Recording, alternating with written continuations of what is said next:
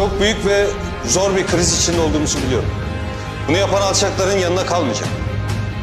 Bu mesele artık hepimiz için bir onur meselesidir. Sayısız zaferler kazandık. Sizin cesaretiniz, sizin gözü karalığınız ve vatana olan bitmek tükenmek bilmeyen sevdanız sayesinde. Biz senin gibi şerefsizlerle pazarlık yapmayız. Dimdik ölürüz daha iyi. Şimdi yine deniyorlar ama yine başaramayacaklar. Zor olacak evet. O zor günlerden birini yaşıyoruz. Hayati bir görev sizleri bekliyor. Ve size bu görevde Türk Silahlı Kuvvetleri'nin onurlu ve cesur bir subayı komutanlık edecek.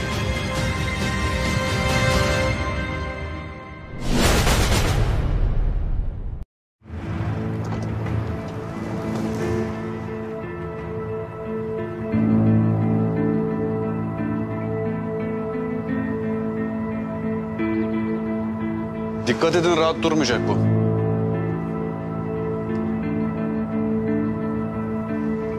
Ölmesin, canlı lazım bize.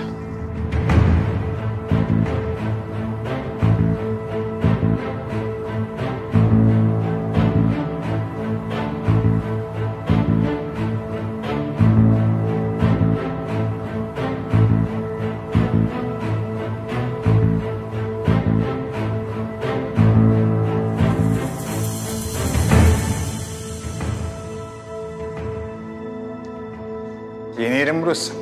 Bir müddet buradasın. Güzel. Sevdim. Daha kötülerini de görmüştüm. Benim sinirimi bozmaya başladın. Dua et henüz tipini bozmadım. Bu kadar adam içerse nasıl yapacaksın onu?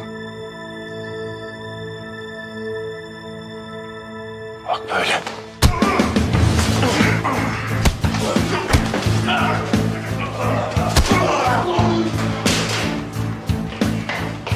Koşsanıza! Öldürmeyin! Öldürürseniz hepimizi kuyuşan izlerler.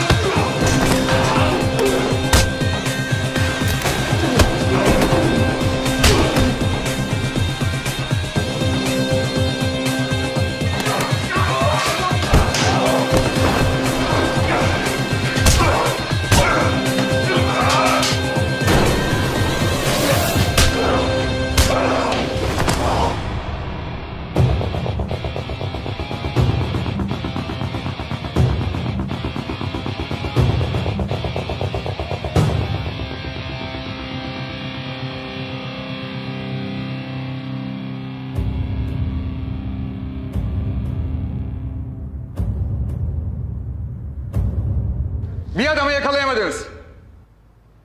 Ara takviye çağır.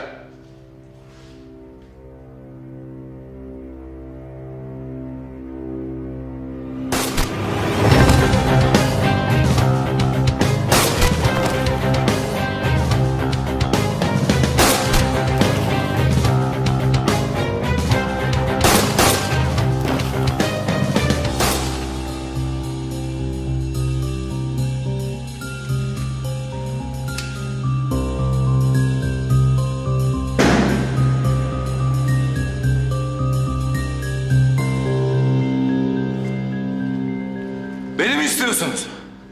Hadi gelin.